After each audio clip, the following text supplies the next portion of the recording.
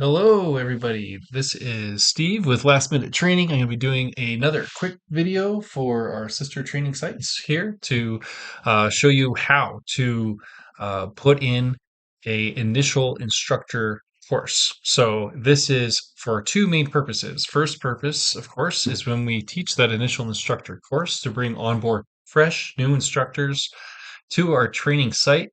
We're going to use this process here in order to log the course within Atlas, or the American Heart Association's new instructor network that went live on 6/6 of 2023. So, another reason why we want to do this is to fix an error that actually happened during the migration. And that migration that occurred earlier actually caused some instructor alignments to disappear completely. And when we go to align them with our training center, we get an error that says something along the lines of they do not have a discipline that matches what you're trying to do. You'll know almost immediately what I'm talking about when you go to align somebody and it can find them, but it doesn't say that they are a BLS or an ACLS or Heart Saver instructor. So they need to have an initial instructor course on the file inside Atlas with the current instructor card. The error occurs usually when they've either expired and not had a renewal, or they never claimed their card, or just the database just kind of decided to mess up while they were doing that migration. So I've seen all three. So it's um, right now it's the best fix that we have in order to bring them live again. So before I go on talking about this as a new initial class, just remember if you're doing this process to fix that no discipline error, remember to annotate on their instructor renewal paperwork, right? That instructor renewal checklist, I believe is what it's called. Make sure you write on there somewhere when you log it inside the file, inside their file, that this was put into Atlas as an initial instructor course. So that way, just in case down the line, for some reason there's an audit or something like that, we can go back and say, okay, it was put in as initial instructor course, but it was actually just a instructor renewal that we had to use to get them a current instructor card. So it's important to differentiate between the two. Okay, so back to our Atlas network here, you can actually see that I'm right on my dashboard. This is where you should be when you log right in. I think it's the same login, but it's atlas.heart.org if you want to save a bookmark for it. And I just stay signed in because the layout's a little bit different, but I'm going to cover that in a different video. So we're still going to live underneath this training center. A lot of the work that we're going to do as training site admins is going to be under the training center tab, I've come to learn. So you can see like right there, training site admins, faculty, instructors, primary alignments, classes. So we're used to all those. And now below it, now we're going to go down class locations, e-cards, classes slash teach, right? And my alignments in the PAM, the program administration manual, which is very handy to have, of course. We're going to go into, instead of where we normally go e-cards, in the past, we could actually send those e-cards out to, directly to the instructors. Now they put another layer of checks on that to make it so that we can send those courses out as training sites. So we can send instructor cards out and during renewals or initial instructor classes as a training site, which is a huge benefit for training sites because now we don't have to keep going back and forth with the training center to make sure that those instructor e-cards have gone out in time. We can handle that all ourselves. And the benefit of that is since all these training sites are much smaller than the overtraining center, we are going to be able to have a better a higher level of quality in tracking our instructors and everything that's going on. So it is, just kind of like that breaking down of that span of control. When we have, less things to watch, we can get our quality higher. So if the training center was in charge of, looking after every single instructor and trying to keep all those communications going, it's just a daunting task and they just cannot keep up with it. I don't even care if they're working full time or 80 hours a week. It would be a lot of work. So, first things first, remember, we can now send out instructor cards. So, let's make sure that our inventory is good. Go underneath e-card inventory, and then we're just going to do e-card inventory here. Training site, last minute training, boom. I have 6 BLS instructor cards available. Perfect. Okay, so now I'm going to go back to Let's see if we're even seeing this here. I wonder if it'll let me go back. No. There. Did it pop back over for the video? It did. Perfect. Okay, so we're just going to keep going here. All right, so we know that we have good inventory. Now, for our initial instructor class, we're going to go down to this other one, classes/teach. Okay, let it load. All right. So let's say I'm gonna go right back down here. I did a fake class on 621 here for Jane Doe, right? Now we'll see when we view this that Jane Doe, I went ahead and failed her. She didn't make it. So I could get my card back. So I'm going to go back here to our class list and I'm going to make a new instructor class. So it's going to be, let's do it on a date that that I'm not doing already. So here's another thing that I want to let you guys know is that on these dates, right, if you have an instructor assigned to it, then they it's going to pull them off the availability list. So it really watches the time slots and it tries the best that it can to ensure that there is little likelihood for any funny business as far as scheduling going on as possible. So just remember to stick to the rules, stick to teaching the courses, the instructor courses that are full length, going through all the outlines and that training site faculty manual that is available on the Atlas site as you're going through those initial instructor courses. And another thing that's important is the instructor for these courses has to be training site faculty. If they aren't flagged as training site faculty, they will not be available to put in as the instructor for an initial instructor course or a renewal. So everyone inside of our training center should have been automatically assigned the training site faculty role. If there's someone in the future that you want to have teaching the instructor courses or managing instructors, you have to have them flagged as training site faculty. Okay, so we're going to go through and we're just going to re-add that instructor and make another course for 619. Why not? So here we go. So I'm going to go, we're going to go up here to add class, right? So let's add a class. And I'm going to go through the drop downs and basic life support instructor. Class format is classroom. Class language is English International, IVE, which I think that's international what that means. We're going to do offline. So when we do our renewals, we go over the exam in class. So we're going to do the offline exam. The online exam, we'll send a copy out to them so they can complete it. Digital completion, only option, no purchase code. I'm going to make this a private class. Okay. So the difference between the two, and I'm going to make another video for how to just do classes in general through this new tool. But when we make it a private class, it's not going to list it on the Atlas network, which means that students can't search for this class and sign up. I don't want them to because I'm going to do that all myself. I'm going to teach it on the down low, or maybe it's because I'm fixing that discipline error. So I want to enter the people myself, and it says that right here. You will need to manually enter students if you choose this option, right? So training location, this one's actually pretty neat. So you can actually go through last minute trainings already on there. When you add a location, you can put the location of where your training usually occurs, right?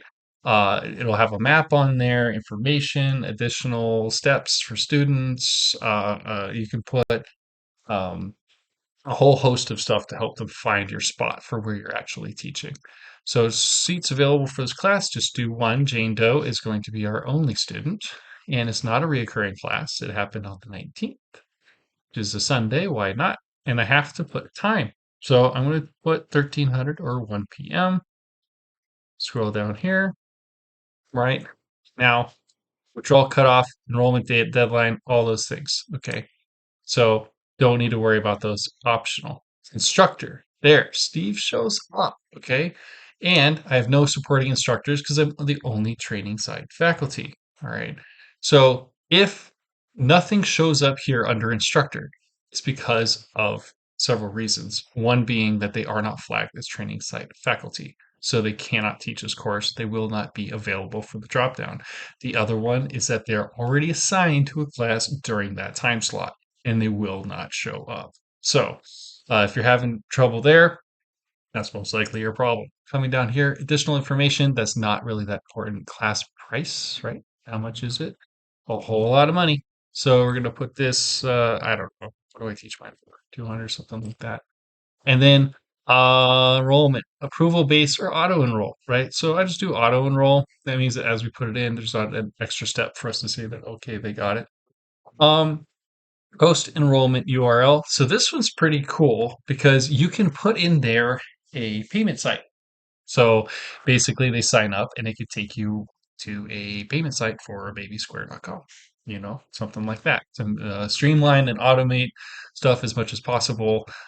This is a pretty handy thing. So I'm a fan of this. It's going to take some getting used to doing all this extra setup, but it's kind of like they mixed the some of the tools that I was using ahead of time all into one spot, which I'm actually enjoying quite a bit. So it's growing on me. It is definitely growing on me. Task name, things to do. These are just kind of things that you want people to do prior to class. So you can put down here, maybe paid mannequins, whatever it might be, enter some information of what exactly is going there. Let's see here, BLS instructor videos. These are all the materials that will come with the class. You go through and you can select all you really want. It just highlights it on their site and then allows people to know like what they can expect when they show up. Contact name, pretty handy. You know, put your information in there, right? But I don't need to necessarily do that for this one because I'm just going to show you guys just as a way to like fix that discipline rule. But definitely put your contact name in there. These are all optional things, an email address, extra notes for the students to see is really handy. Okay. So now that I have the basics in there, I'm going to go ahead and create this class. So create that. And now, important to note that we can't delete these. I can cancel these classes, but once I actually go through the steps on it, I can't. So I'm going to have two for the purposes of training. I made two classes, so till the end of time, I think I'm going to have those there, right? So I'm just going to have to remember that when I do my own internal audits, as those were for the purpose of instruction, right? So right here, I now have this one on 6/19 at 1 p.m. and 0 of 1 people have signed up. So I'm going to go to the little three dots. I'm going to view and edit this class, right? I'm going to add a student, right? I'm going to put Jane Doe in there. Uh, And I just want to apologize if for some reason jdoe@gmail.com, I'm going to make it fakemail.com because I don't want them to they're like, why does someone keep inviting me to this weird AHA thing? So it will be sending out information for them. So let's use a fakemail.com. All right, so jdoe@fakemail.com. We're going to add the student. You can import lists too if you want to do it that way. I just did add a single student. Okay. So as we come down here, there we go. We got jdoe@fakemail, Jane Doe, and she's been invited, right? So we can resend class invitations. We can remove it from the class. We can edit that information. Now you can see that there's a finalize roster button right here. And when we click that, it sets all this in stone. So we're only hitting the finalize roster right before the class, right? Or I'd actually do it at the end when you're ready to send cards out. You know, just work on whatever works best for you. But once you have all your participants and all their information, then you cannot, it'll give you a disclaimer. It says, are you sure you want to finalize this roster? You will not be able to add or remove students once you finalize the roster. So this would be either at the very end of your class or directly after it. Is when I would probably be hitting this button because it's a lot easier just to remove them. So once I hit that finalize, it took an instructor card out of my inventory and assigned it to Jane Doe. It's sitting there, it's just not filled out yet. Okay. So this class is in progress right now, but it also occurred in the past. So they allow us to use this as a fix tool. So we can do it for classes that have already occurred if you want to do all this after the fact. But it pulls that information out and then takes the card out of our inventory and is temporarily assigned to Jane Doe. So what we can do now is you can see I need to enter the three main key parts of anyone becoming an AHA instructor, right? So they've already done that instructor essentials. That's what made them get their instructor network account in the first place, right? Now they have completed the exam, so their exam results here. Their skills checkoff date. Now this is after they teach their first class, right? So this can actually stay open for a while, right? But they have to have that date of when they teach their first class, they've been monitored, and that instructor doing the monitoring it says that hey, this guy's good, this gal's good. They are ready to go to be a real life instructor, and this is the date that we want on the card issue date, right? Which for me, I go after they finalize their instructor. I mean, their first time instructing that's what I make the issue date as well, because it's like that's when your card is good. Because I'm watching it nice and close.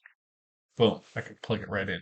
So we can then to enter this information before we had to use this crazy CV2 upload thing where we had to use Excel, but I think they finally fixed it or I just missed it, right?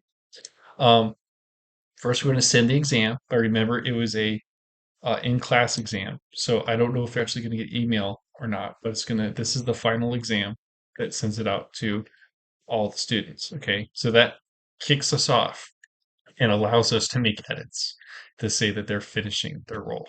So here's Jane Doe. We're going to go to this action and we're going to view and edit. So I'm going to go view and edit. Okay. And here we go. I went back to the edit there. And when I edit Jane Doe, I can make her final exam score 100. And you can do this as she's going through, right? There. Now she has a pass. As long as they're above 84, they pass, right?